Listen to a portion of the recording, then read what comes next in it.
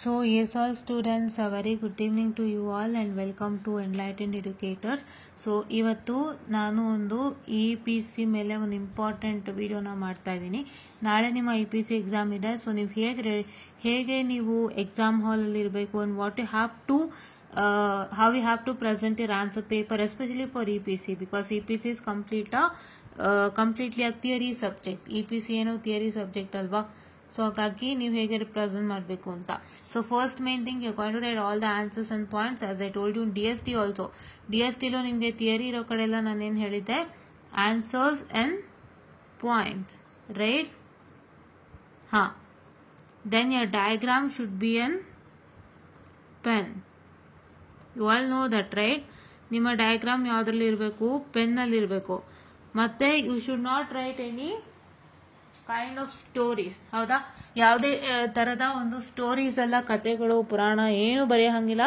You have to write what I can say the answer to point methodology. ಜಾಸ್ತಿ time ತಗೊಳ್ಳಲ್ಲ, because ನಿಮಗೂ ಇವಾಗ time constant ಕಮ್ಮಿ ಇದೆ. ಈ ವಿಡಿಯೋನ ನೀವು ನೋಡ್ತಾ ಕೂರೋಷ್ಟು ಟೈಮ್ ಇರಲ್ಲ ಅಂತ ನಾನು ನಂಬಿದ್ದೀನಿ. ಅಥವಾ ತುಂಬಾ ಜನ ಕಾಯ್ತಾ ಇರ್ತೀರಾ, ನನಗೂ ಗೊತ್ತು. ಬಟ್ ಏನಂತಂದ್ರೆ ನೀವು ಬೇರೆ ಬೇರೆ ಓದ್ತಾ ಕೆಲವರು ಮೊಬೈಲೇ ಓಪನ್ ಮಾಡಿರಲ್ಲ. ನಮ್ಮ ಮೊಬೈಲ್ ಅಂದ್ರೆ ಡಿಸ್ಟ್ರಾಕ್ಷನ್ ಸೈಟ್ ಬಂದ್ಬಿಡುತ್ತೆ. ನಾ ಬರೀ ಬುಕ್ ಓದ್ತಾ ಇರ್ತೀನಿ ಅಂತ ಓದ್ತಾ ಇರ್ತಾರೆ. ಸೊ ಹಾಗಾಗಿ ನಾನು ತುಂಬಾ ಲೆಸ್ ಟೈಮಲ್ಲೇ ವಿಡಿಯೋ ಮಾಡ್ತೀನಿ. ಅಂಡ್ ನಿಮ್ಮೊಂದು ಪ್ರಾಬ್ಲಮ್ಗೆ ಸಂಬಂಧಪಟ್ಟಂತೆ ಬರೋದಾದ್ರೆ, if I come to the problem, the part, so you have to not forget to write the SI unit. SI unit ನ ಯಾವ ಕಾರಣಕ್ಕೂ ಬರೆಯೋದನ್ನ ಮರಿಬಾರ್ದು. SI ಯೂನಿಟ್ ನ ಬರೆಯೋದನ್ನ ಮರಿಲೇಬಾರ್ದು. And you need to after getting each and every result put a box, right? For example, ಇವಾಗ ನಿಮ್ಗೆ 12 ಓಮ್ ಅಂತ ಏನೋ ಸಿಕ್ತು ಅಂದ್ರೆ ಅದಕ್ಕೊಂದು ಬಾಕ್ಸ್ ಹಾಕಿ, ಈ ತರ like that have to do, right? Okay, so ಗೊತ್ತಾಯ್ತಾ 4 ಏನೇನು ಅಂತ? ಗೊತ್ತಾಯ್ತಲ್ವಾ? So it is that you going to write just a minute. You're going to write your answers and points, and diagrams are to be written on pen and answer to points. So you need not to write any stories, blah blah blah, munnu masi sabrentu ಏನು ಇಲ್ಲ, only answer to the point. And then you're going to write for the problem. You should not forget the SI unit and calculate all the things neatly and write the formulas neatly in the problem. So in the problem, formula also has a very good marks. And what is that you're going to do is that, so you are going to what I can say, write at least the formulas properly. If you don't know the problem, write the given diagram. Problem ಕೊಟ್ಟಿರುವಂತ diagram ನ ಬರೀತೀರಾ, given ಅನ್ನ ಬರೀತೀರಾ, you write the formula. ಅಷ್ಟರು ಬರೆದ್ರೆ ಒಂದಿಷ್ಟು marks ಆದ್ರೂ ಸಿಗುತ್ತೆ. And ಇನ್ನೊಂದು important point ಅನ್ನ ಹೇಳೋದಕ್ಕೆ ಇವತ್ತು ಇಷ್ಟಪಡ್ತೀನಿ. ಸೊ ನನಗೆ ಒಂದು ಪರ್ಸನಲ್ ಆಗಿ I had got a comment, ma'am EPC 35 passing ಪ್ಯಾಕೇಜ್ಗೆ ಒಂದು ಐಡಿಯಾನ ಕೊಡಿ ಅಂತ. ದಯವಿಟ್ಟು ಪಾಸಿಂಗ್ ಪ್ಯಾಕೇಜ್ ನಂಬಲೇಬೇಡಿ ಅಪ್ಪ. 35 ಮಾರ್ಕ್ಸ್ ಬಂದ್ರೆ ಸಾಕು. ಅಂದ್ರೆ ಯಾವ ತರ ಕೇಳ್ತಿದ್ದಾರೆ ಅಂದ್ರೆ, ನಾ ಕರೆಕ್ಟ್ ಆಗಿ ಇಷ್ಟು ಸೆಟ್ ಆಫ್ ಕ್ವಶನ್ಸ್ ಕೊಡ್ತೀನಿ, ಆ ಸೆಟ್ ಆಫ್ ಕ್ವಶನ್ಸ್ ಓದ್ಕೊಂಡು ಬರೋದೇ 35 ಪರ್ಫೆಕ್ಟ್ ಅಂತ ಅಲ್ಲ. ಸೊ ಅದು it doesn't work out, right? Work out ಆಗೋದೇ ಇಲ್ಲ. ಅದಕ್ಕೋಸ್ಕರನೇ ನಾನು ಆವತ್ತೇ ಹೇಳಿದ್ದೆ ಏನಂತ, ನಿಮ್ಗೆ ಸಿಂಪಲ್ ಆಗಿ ಹೇಳ್ಬಿಡ್ತೀನಿ ನೋಡಿ. ಯು ಹ್ಯಾವ್ 3 ಮಾಡ್ಯೂಲ್ಸ್ ನಾನು ಹೇಳಿದ್ದೆ. ಯಾವುದು? Module 3, 4 and 5. ಸೊ ಆ ಮಾಡ್ಯೂಲ್ ಇಂದ ನಿಮ್ಗೆ ಪಕ್ಕಾ 60 ಬರುತ್ತೆ. ಚೆನ್ನಾಗಿ ಓದ್ಕೊಳ್ಳಿ ಅಂತ ಹೇಳಿದ್ದೆ. ಇವಾಗ ನಿಮ್ಗೆ 60 ಅಂದ್ರೆ ಏನಾಯ್ತು? 30 ಅಲ್ವಾ? ಒಂದು 50ಗೆ ಒಂದು 30 ಆ ತರ ಬರುತ್ತೆ. ಹೌದಾ?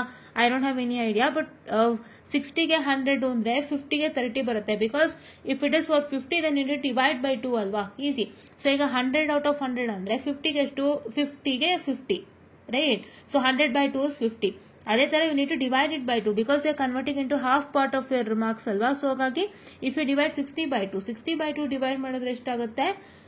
ಸೊ 60 by 2 ಡಿವೈಡ್ ಮಾಡ್ತು ಅಂದ್ರೆ ಏನಾಗುತ್ತೆ? So it is nothing but what I can say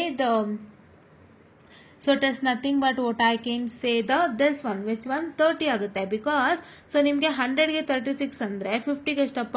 2 1s 2 1s 2 8s 18 ತಾನೆ? ಕರೆಕ್ಟ್ ಅಲ್ವಾ? Perfect, right? So in the same way here, if you what I can say divide 60 by 2 you get 30. So ಇವಾಗ ನಿಮ್ಗೆ 60 by 2 divide ಮಾಡಿದ್ರೆ 30 ಬಂತು. So let us assume that you got 60 and 50 ಮಾರ್ಕ್ಸ್ಗೆ ಅದು 30 ಆಯ್ತು ಅಂತ ಇಟ್ಕೊಳ್ಳಿ. ಪ್ಲಸ್ ನಿಮ್ಮ ಕಾಲೇಜ್ನಲ್ಲಿ ನಿಮ್ಗೆ 40ಗೆ ಮೇಲನೆ ಕೊಟ್ಟಿರ್ತಾರಲ್ವಾ? 50ಕ್ಕೆ ಯಾರು ನಿಮ್ಗೆ 40 ಕೆಳಗೆ ಕೊಡಕ್ ಚಾನ್ಸೇ ಇಲ್ಲ. ಶತಾಯ ನೀವೇನಾದ್ರು ತುಂಬಾ ಕರೆಕ್ಟ್ ಆಗಿ ಬರೀಲಿಲ್ಲ ಅಂದ್ರೂ ಅಟ್ಲೀಸ್ಟ್ ನಿಮ್ಗೆ ಏನೋ ಒಂದಿಷ್ಟು ಬರೆಸಿ 40 ಮೇಲಾದ್ರೂ ಮಾರ್ಕ್ಸ್ ಬರಂಗ್ ಮಾಡ್ತಾರಲ್ವಾ? ಅವರು ನಿಮ್ನ ಯಾವುದೇ ಕಾರಣಕ್ಕೂ ಹಿಂದೆ ಇಡೋದಿಲ್ಲ. they'll push you out to some marks ಅಲ್ವಾ? ಸೊ ಇವಾಗ ನಿಮಗೆ 30 ಬಂದಿದ್ದು 50ಗೆ ನಿಮ್ಮ ಕಾಲೇಜಿಂದ ಒಂದು 40 ಕೊಟ್ಟರು ಅನ್ಕೊಳ್ಳಿ, ಎಷ್ಟಾಯ್ತು 70 ಬಂತಲ್ವಾ. 70 is a very good marks ಅಲ್ವಾ. Then why are you thinking for module 1 and module 2? First ನೀವೇನ್ ಮಾಡ್ತೀರಾ, ಮಾಡ್ಯೂಲ್ 3, 4 and 5 ಮಾಡ್ಕೊಳ್ತೀರಾ. ಅದು ಆಲ್ರೆಡಿ ಮಾಡ್ತೀರಾ ಅಂತ ನಂಬಿದ್ದೀನಿ. ಈಗ ನೀವು ಅದನ್ನ ಮಾಡಾದ್ಮೇಲೆ ನಿಮ್ಗೆ ಮಾಡ್ಯೂಲ್ 1 and 2 ಇಂದ ಮ್ಯಾಮ್ ಏನಾದ್ರು ಕೊಡಿ ಅಂತ ತುಂಬಾ ಜನ ಕೇಳ್ತಿದ್ದೀರಾ. ನಾನು ಅವ್ರಿಗೆಲ್ಲರಿಗೂ ಹೇಳ್ಕೊಂಡು ಬಂದಿದ್ದು ಒಂದೇನೆ, 3, 4 and 5 ಫಸ್ಟ್ ಮಾಡಿ ಅಂತ. Because this is the logic behind. ಇವಾಗ ನಿಮ್ಗೆ ಇಂಟರ್ನಲ್ ನಿಮ್ಮ ಕಾಲೇಜ್ ಕಡೆಯಿಂದಾನೆ 50 ಮಾರ್ಕ್ಸ್ ಹೋಗ್ತಾ ಇದೆ ಅಂದ್ರೆ, ನಿಮ್ಗೆ ಇವಾಗ ಅಕಸ್ಮಾತ್ ಇವಾಗ ನಿಮ್ ಕಾಲೇಜ್ ಕಡೆಯಿಂದ 45 ಕೊಟ್ಟಿದ್ದಾರೆ ಅಂತ ಇಟ್ಕೊಳ್ಳಿ. ನಿಮ್ಮ ಎಕ್ಸಾಮ್ ನಲ್ಲಿ ನಿಮ್ಗೆ for example you have got some what I can say, ಇವಾಗ ನಿಮ್ಗೆ 80ನೇ ಬಂತು ಅಂತ ಇಟ್ಕೊಳ್ಳಿ ಅಪ್ಪ 50ಗೆ, ಅಂದ್ರೆ ಕ್ರಾಸ್ ದ ಬಾರ್ಡರ್ 20 ಅಂತ ಇಟ್ಕೊಳ್ಳೋಣಂತೆ. ನಿಮ್ಗೆ 20ನೇ ಬಂತು ಅನ್ಕೊಳ್ಳಿ 50ಗೆ. ಸೊ 50 20 ಬಂತು ಅಂದಾಗ ಎಷ್ಟಾಯ್ತು, 5 + 0 5, 4 + 2 6, 65 ಒಳ್ಳೆ ಮಾರ್ಕ್ಸ್ ಅಲ್ವಾ.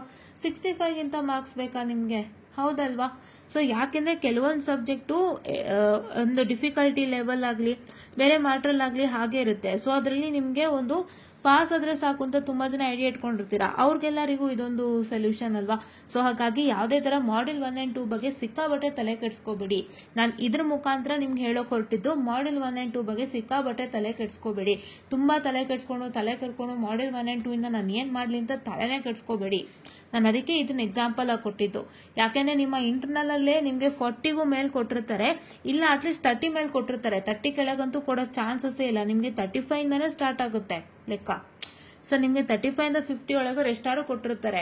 ಸೊ ಅದಕ್ಕೆ ನೀವು ಇಲ್ಲಿ ಒಂಚೂರು ಶ್ರಮ ಹಾಕಿದ್ರೆ ನಿಮ್ಗೊಂದು 55 65 ಬರುತ್ತೆ, ಸಾಕಲ್ವಾ. If you are struggling a lot, so then this much marks is sufficient ಅಲ್ವಾ. 100 on 100 ತೆಗಿಲೇಬೇಕು, ನಂಗೆ ಔಟ್ ಆಫ್ ಔಟೇ ಬೇಕು ಅನ್ನೋರ್ಗೆ ಅವ್ರದ್ದು ಬೇರೆ ಲಾಜಿಕ್.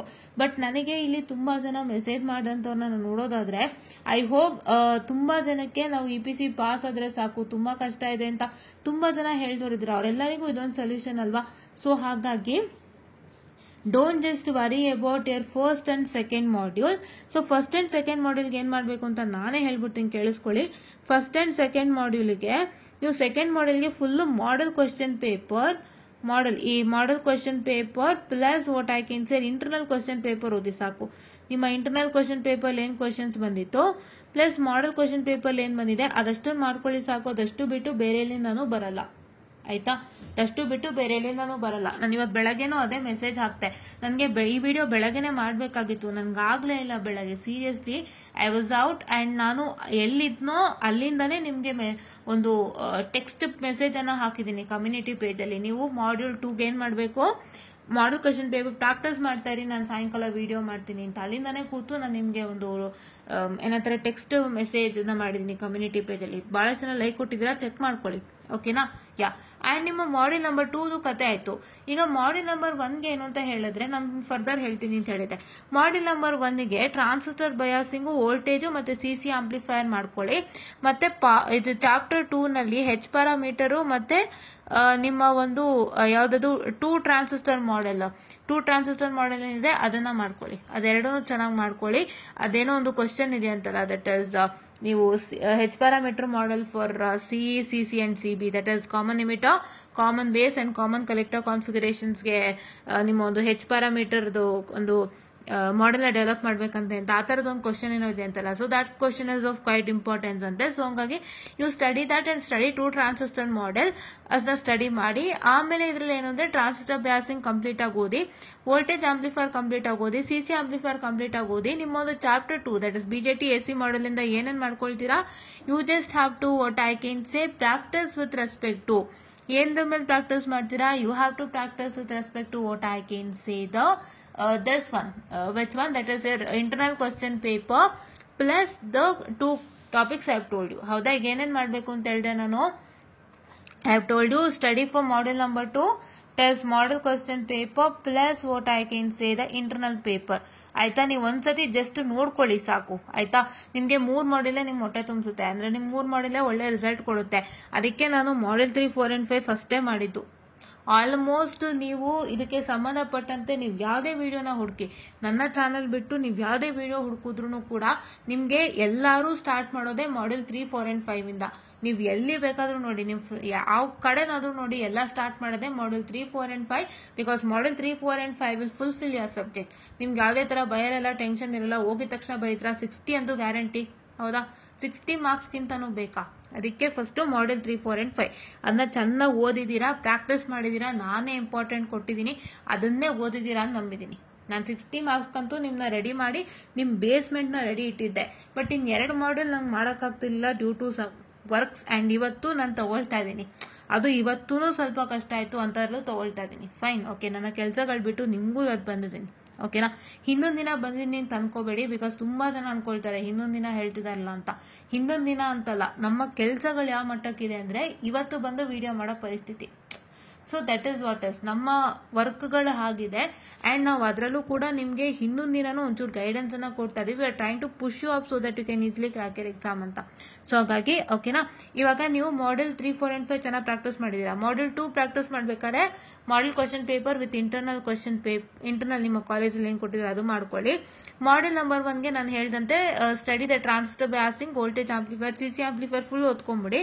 ಬಿಜೆಟಿ ಎಸ್ ಸಿ ಮಾಡೆಲ್ ಇಂದ ನಿಮ್ಮ ಇಂಟರ್ನಲ್ ಕ್ವಶನ್ ಪೇಪರ್ ಏನೇನು ಕೊಟ್ಟಿರೋ ಅದನ್ನ ನೋಡ್ಕೊಳ್ಳಿ. ಪ್ಲಸ್ 2 ಟ್ರಾನ್ಸಿಸ್ಟರ್ ಮಾಡೆಲ್ ಅಂಡ್ ಅದೇ ಹೇಳದ್ನಲ್ಲ H parameter configuration, C and C B amplifier ನ your going to develop H parameter model for those ಅಂತ ಅದನ್ನ ಓದ್ಕೊಳ್ಳಿ. ಆಮೇಲೆ ಲೆಕ್ಕಗಳು ಮಾಡಿ ಚೆನ್ನಾಗಿ. ಮಾಡೆಲ್ 1 and 2 ನಲ್ಲಿ ಮಾಡೆಲ್ 1 ನಲ್ಲಿ ನಿಮ್ಗೆ ಏನ್ ಮಾಡಿದ್ದಾರೆ ಅಂದ್ರೆ ನಿಮ್ಮ ಒಂದು ಮಾಡೆಲ್ ಕ್ವಶನ್ ಪೇಪರ್ ಅಲ್ಲಿ, I will just open it out, please wait.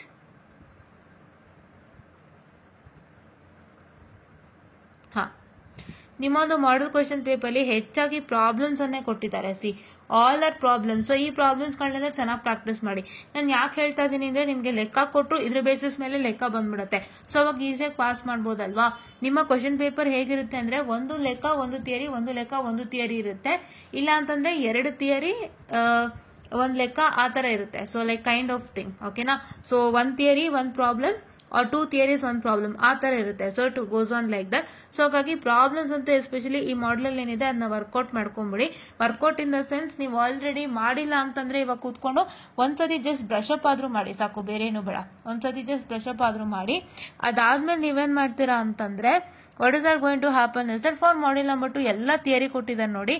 ಈ ಥಿಯರಿಗಳನ್ನ ಚೆನ್ನಾಗಿ ಪ್ರಾಕ್ಟೀಸ್ ಮಾಡ್ಕೊಳ್ಳಿ. ಇದನ್ನೇ ನಾನು ಬೆಳಗ್ಗೆ ಹೇಳಿದೆ, ಇಷ್ಟೊಂದು ಮಾಡ್ತಾ ಇರಿ, ಎಷ್ಟೆಲ್ಲ ಬರ್ತೀನಿ ಅಂತ. So I hope I came after that, right? Okay, ಆಯ್ತಾ? ಸೊ ಅದಾದ್ಮೇಲೆ ನಾನೇನ್ ಹೇಳಿದ್ದೆ ನಿಮ್ಗೆ ಮಾಡೆಲ್ 3, 4 and 5ಗೆ ಮಾಡೆಲ್ ಕ್ವಶನ್ ಪೇಪರ್ ಡಿಸ್ಕಸ್ ಮಾಡಿದ್ದೆ. ಅಷ್ಟನ್ನೇ ಮಾಡ್ಕೊಳ್ಳಿ. ನಮ್ಮ ಮಾಡೆಲ್ ಕ್ವಶನ್ ಪೇಪರ್ ಪ್ಲಸ್ ನಾನು ಕೊಟ್ಟಿರುವಂತ ಇಂಪಾರ್ಟೆಂಟ್ ಅಷ್ಟನ್ನೇ ಮಾಡ್ಕೊಳ್ಳಿ. ನಿನ್ನೆ ಇಂಪಾರ್ಟೆಂಟ್ ಶೀಟ್ ಶೇರ್ ಮಾಡಿದೀನಿ. ಶೀಟ್ಸ್ ಅಲ್ಲಿ ಏನ್ ಬರ್ದಿದ್ದೆ ಅದನ್ನ ಶೇರ್ ಮಾಡಿದೀನಿ. ಸೊ ದಯವಿಟ್ಟು ನೀವೇನ್ ಮಾಡ್ತೀರಾ ಅಂದ್ರೆ ಅದನ್ನ ಹೋಗ್ಬಿಟ್ಟು ಚೆಕ್ ಮಾಡ್ತೀರಾ ಗೈಸ್, ಅದನ್ನ ಹೋಗ್ಬಿಟ್ಟು ಚೆಕ್ ಮಾಡ್ತೀರಾ, ಅದನ್ನ ಪ್ರಾಕ್ಟೀಸ್ ಮಾಡ್ತೀರಾ. ಸೊ ನಿಮ್ಗೆ ಈಸಿಯಾಗಿ 3, 4 and 5 ಇಂದ 60 ಬರುತ್ತೆ. ಪ್ಲಸ್ ಇವಾಗ ನಾನು ಹೇಳಿರೋ ಮಾಡೆಲ್ 1 ಮತ್ತೆ ಮಾಡೆಲ್ 2 ಇಂದ ನೀವು ಈ ತರದೊಂದು ಪ್ರಾಕ್ಟೀಸ್ ಅನ್ನ ಮಾಡ್ಕೊಂಡು ಹೋಗಿ. ನಿಮ್ಗೆ ಎಷ್ಟು ಬರುತ್ತೆ ಅದರಿಂದನೂ 10 or 20 ಬರುತ್ತೆ ಅಂತ ಇಟ್ಕೊಳ್ಳಿ. ಅವಾಗ ಎಷ್ಟಾಯ್ತು 10 or 20 ಅಂತಂದ್ರೆ if you consider 2 models together 2 model ಇಂದ 40 ಬರಬೇಕು.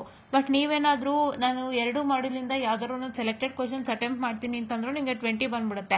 ಸೊ 20 ಬಂತು ಅಂತ ಹೇಳಿದಾಗ ಎಷ್ಟಾಯ್ತು, you will get it as 80. So 80 by 2 ಎಷ್ಟು? 2 1 2 4 40 ಮಾರ್ಕ್ಸ್ ಬಂತು 50ಗೆ. ಸೊ 40 ಪ್ಲಸ್ ನಿಮ್ಮ ಕಾಲೇಜ್ನಲ್ಲೇ 40 ಕೊಟ್ಟಿದ್ರೆ 80 ಆಯ್ತಲ್ವಾ? ಹೌದಾ? ಎಸ್. ಸೊ ಹಾಗಾಗಿ ಮಾಡೆಲ್ 1 and 2 ಬಗ್ಗೆ ಹೆಚ್ಚಿಗೆ ಸ್ಟ್ರೆಸ್ ತಗೋಬೇಡಿ. ನಾನು ಹೇಳಿರೋಷ್ಟನ್ನ ಅಚ್ಚುಕಟ್ಟಾಗಿ ಮಾಡ್ಕೊಂಡು ಹೋಗಿ, ಬೇರೆ ಏನು ಮಾಡೋದಕ್ಕೆ ಹೋಗ್ಬೇಡಿ, ಆಯ್ತಾ? ಸೊ ಇವಾಗ ನೀವೇನ್ ಮಾಡ್ಬೇಕು, ಇವಾಗ ನಿಮ್ ಟೈಮ್ 6:42. ಸೊ ನೀವು 8 o'clock ಅಲ್ವಾ? ಸೊ 8 ನಾಳೆ ಬೆಳಗ್ಗೆ 9:30 ಅಲ್ವಾ ನಿಮ್ಮ ಎಕ್ಸಾಮು? ಸೊ ಅಲ್ಲಿವರೆಗೂ ನೀವೇನ್ ಮಾಡ್ಬೋದು ಅಂತ ಹೇಳಿದ್ರೆ you just first what I can say this one practice with 1 and 2. ಇವಾಗ 1 and 2 ನಾನೇನ್ ಹೇಳ್ದೆ ಅದನ್ನ ಮಾಡ್ಕೊಂಡ್ಬಿಡಿ. ಅದನ್ನ ಮಾಡ್ಕೊಂಡ್ಬಿಟ್ಟು ನೀವು ನಾಳೆ ಬೆಳಗ್ಗೆ ನೀವು ಎಷ್ಟೊತ್ತಿಗೆ ಹೇಳ್ತೀರೋ ಅಷ್ಟೊತ್ತಿಗೆ, ಕೆಲವರು 3 o'clock ಇಂದ ಸ್ಟಾರ್ಟ್ ಮಾಡೋರು ಇದ್ದಾರೆ, ಕೆಲವರು 2 ಇಂದನೇ ಸ್ಟಾರ್ಟ್ ಮಾಡೋರು ಇದ್ದಾರೆ, ಆ ತರ according to those students. So ಹೇಗೆ ಸ್ಟಾರ್ಟ್ ಮಾಡ್ತೀರಾ ಅವಾಗ ನೀವು ಮಾಡೆಲ್ 3, 4 and 5 ನ ಇನ್ನೊಂದ್ಸತಿ ರಿವಿಷನ್ ಮಾಡ್ಕೊಂಬಿಡಿ. ಮಾಡ್ಕೊಂಡು ಅದಾದ್ಮೇಲೆ at the last you once again revise model 1 and 2 whatever I have told you how to study ಅದನ್ನ ಮಾಡ್ಕೊಂಡು ರಿವಿಷನ್ ಮಾಡ್ಕೊಂಡು ಹೋಗಿ. ಬರದ್ ಬಿಟ್ಟು ಬನ್ನಿ, ಅದೇ ಬಂದಿರುತ್ತೆ, ಬೇರೇನು ಬರಕ್ ಚಾನ್ಸೇ ಇಲ್ಲ ಗೈಸ್. ಓಕೆನಾ? I am 100% sure and confident and this is what is for today's video. So ಇದನ್ನ ಹೇಳೋಕೆ ಇವತ್ತು ಬಂದಿದ್ದ, ಅವತ್ತೇ ಹೇಳ್ಬೋದಾಗಿತ್ತು ಅಂತ ಅನ್ಬೋದಾಯ್ತು. ಬಟ್ ನಾನು ಹಾನೆಸ್ಟ್ ಆಗಿ ನಿಮ್ಗೆ ಇಂಪಾರ್ಟೆಂಟ್ ಕ್ವಶನ್ಸ್ ನ ಹುಡ್ಕೋದಕ್ಕೆ ಟ್ರೈ ಮಾಡಿದೆ. ಬಟ್ ಏನು ಅಂದ್ರೆ it is a very new subject guys, it's a very new subject and ನಿಮ್ಮ ನೋಟ್ಸ್ ನು ತುಂಬಾ ಹುಡ್ಕಾಡ್ದೆ. But I just did not had a good idea, ಅಂದ್ರೆ ಒಂದು ಗುಡ್ ಐಡಿಯಾ ನನಗೆ ಅಥವಾ ಒಂದು ಗುಡ್ ಕ್ವಶನ್ ಹೇಗೆ ಫ್ರೇಮ್ ಆಗುತ್ತೆ ಅನ್ನೋ ತರ ಒಂದು ನನಗೇನು ಸಿಕ್ಕಲೇ ಇಲ್ಲ. ಸಿಕ್ಕಿದ್ರೆ ಖಂಡಿತ ನಾನು ಹೇಳ್ತಿದ್ದೆ. ಸೊ ಹಾಗಾಗಿ ನಿಮ್ಗೆ ನಾನು ಹೇಳ್ತಾ ಇರೋವಂಥದ್ದು ಮಾಡೆಲ್ ಕ್ವಶನ್ ಪೇಪರ್ನ ಚೆನ್ನಾಗಿ ಪ್ರಾಕ್ಟೀಸ್ ಮಾಡಿ. ಮಾಡೆಲ್ ನಂಬರ್ 2ಗೆ plus what I can say ಇದೆ ಇಂಟರ್ನಲ್ ಕ್ವಶನ್ ಪೇಪರ್. ಮಾಡೆಲ್ 1ಗೆ ನಾ ಹೇಳಿದಂತ 3 ಚಾಪ್ಟರ್ನ ಓದ್ಕೊಳ್ಳಿ. ಸೆಕೆಂಡ್ ಚಾಪ್ಟರ್ ಇಂದ whatever the questions I told you study along with the internal paper. ಇಷ್ಟನ್ನ ಮಾಡ್ಕೊಳ್ಳಿ ಆಯ್ತಾ. ಮಾಡೆಲ್ 3, 4 and 5 ನಾನು ಓದಿದ್ದೆ, ನಮಗೂ ಇತ್ತು. ಸೊ ಹಾಗಾಗಿ ಈಸಿಯಾಗಿ ಕ್ವಶನ್ಸ್ ನಾನು ಫ್ರೇಮ್ ಮಾಡಕ್ ಅವಕಾಶ ಆಯ್ತು. ಬಟ್ ಇದಕ್ಕೆ ಸ್ವಲ್ಪ ಕಷ್ಟ ಆಯ್ತು. ಸೊ ಹಾಗಾಗಿ ಈ ಒಂದು ಐಡಿಯಾನ ಕೊಡ್ತಾ ಇದೀನಿ. ದಯವಿಟ್ಟು ಬೇಗ ಬೇಗ ಮಾಡ್ಕೊಳ್ಳಿ. ಇವಾಗ ನೀವೇನ್ ಮಾಡ್ತೀರಾ, 1 and 2 ರಿವೈಸ್ ಮಾಡ್ತೀರಾ. And then once again what's that you're going to do is that you're going to what I can say revise 3, 4 and 5 along with the problems. 3, 4 and 5 ಏನ್ ಪ್ರಾಬ್ಲಮ್ಸ್ ಇದೆ ಅದನ್ನು ಮಾಡ್ಕೊಳ್ತೀರಾ. Along with you are going to what I can say revise at the last 1 and 2 and go to the exam hall and write your exams, right? Okay. So ಇದಿಷ್ಟು ಇವತ್ತಿನ ಒಂದು video ಆಗಿದೆ. All the best. ನೀಟಾಗಿ ಮಾಡಿ, ಚೆನ್ನಾಗಿ ಮಾಡಿ. ನಾನು ಹೇಳಿರೋಂಥ points, ಕತೆ ಬೇಡ, ಪುರಾಣ ಬೇಡ, ಏನು ಬೇಡ. So just only write answer to the point in a neat and clean manner. ಪೇಪರ್ನ ತುಂಬಿಸಿ ಬರೋಂಥ ಅವಶ್ಯಕತೆ ಇಲ್ಲ. ಅಟ್ಲೀಸ್ಟ್ ನೀವು 20 ಪೇಜ್ ಬರೀತೀರಾ, 30 ಬರೀತೀರಾ, ಅಥವಾ 15 ಬರೀತೀರಾ, it's up to you. But whatever the content you write should be clear and proper. So ಹಾಗಾಗಿ ದಯವಿಟ್ಟು ಇಷ್ಟನ್ನ ನೀವು ನೀಟಾಗಿ ಪ್ರಾಕ್ಟೀಸ್ ಮಾಡ್ಕೊಂಡು ಎಕ್ಸಾಮ್ ಹಾಲ್ಗೆ ಹೋಗಿ ಮಾಡೆಲ್ 3, 4 and 5 ನನ್ನ ಇಂಪಾರ್ಟೆಂಟ್ ಕ್ವಶನ್ಸ್ ಬಿಟ್ಟು ಏನು ಬರಲ್ಲ, ದಯವಿಟ್ಟು ಮಾಡ್ಕೊಳ್ಳಿ ಅಂತ ಹೇಳ್ತಾ I just wind up the session all. And ನಾಳೆಯಿಂದ ನಿಮ್ ಜೊತೆಗೆ ನಾನು ನೆಟ್ವರ್ಕ್ ಕನೆಕ್ಟ್ ಆಗ್ತೀನಿ. ನೆಟ್ವರ್ಕ್ ಅನಾಲಿಸಿಸ್ ವಿಡಿಯೋಸ್ ಬರ್ತಾನೆ ಇರುತ್ತೆ, ದಯವಿಟ್ಟು ಫಾಲೋ ಮಾಡಿ ಅಂತ ಹೇಳ್ತಾ I just wind up the session all guys and thank you. And ಇನ್ನೊಂದು ವಿಷಯ ಹೇಳೋಕ್ ಮರ್ತೋದೆ, I am sorry for ending it. ಏನು ಅಂತ ಹೇಳಿದ್ರೆ ನಾನು ಇವಾಗ ಏನ್ ಹೇಳದ್ನಲ್ಲ, ಸೊ 50-50 ಅದನ್ನ ಚೆನ್ನಾಗಿ ತಲೆಗೆ ಹಾಕೊಳ್ಳಿ. ಬಿಕಾಸ್ ಅದು ನಿಮಗೆ ಫಸ್ಟ್ ಗೊತ್ತಿರಬೇಕು. ಯಾಕೆಂದ್ರೆ ಇವಾಗ ನಿಮ್ಗೆ 30ಗೆ ನಿಮ್ಗೆ ನಿಮ್ಮ ಕಾಲೇಜ್ ಕಡೆಯಿಂದ ಬರೀ ಒಂದು 30 ಮಾರ್ಕ್ಸ್ ಅನ್ನ ಕಳಿಸ್ಕೊಡ್ತಾ ಇದಾರೆ ವಿಟಿಯುಗೆ, ಅಥವಾ ಒಂದು 40 ಮಾರ್ಕ್ಸ್ ಅನ್ನ ವಿಟಿಯು ಕಳಿಸ್ಕೊಡ್ತಾ ಇದಾರೆ, ಸ್ವಲ್ಪ ಕಷ್ಟ ಆಗ್ತಿತ್ತು. ಬಟ್ ನಿಮ್ಮ ಕಾಲೇಜ್ನವರು ಅರ್ಧಕ್ಕರ್ಧ ಮಾರ್ಕ್ಸ್ ಅನ್ನ ಕಳಿಸ್ಕೊಡ್ತಾ ಇರೋದ್ರಿಂದ ಸೊ ಇನ್ನರ್ಧ ಮಾರ್ಕ್ಸ್ ತೆಗೆಯೋದಕ್ಕೆ ನಿಮ್ಗೆ ಯಾವುದೇ ತರ ಕಷ್ಟ ಆಗಲ್ಲ. ಸೊ ಹಾಗಾಗಿ ದಯವಿಟ್ಟು ತಲೆಯನ್ನ ಕೆಡ್ಸ್ಕೊಳ್ಳದೆ 3 ಮಾಡ್ಯೂಲ್ ನ ಫಸ್ಟ್ ಫಿನಿಶ್ ಮಾಡ್ಕೊಂಡ್ಬಿಡಿ. 3, 4 and 5 ಅದಾದ್ಮೇಲೆ 1 and 2 ನ ನೀವು ಆರಾಮಾಗಿ ಮಾಡ್ಕೊಳ್ಳಿ. ಏನು ತೊಂದ್ರೆ ಇಲ್ಲ, ಏನೂ ಆಗಲ್ಲ, ಎಲ್ಲ ಒಳ್ಳೇದಾಗುತ್ತೆ ಅಂತ ಹೇಳ್ತಾ I just wind up the session all guys and thank you.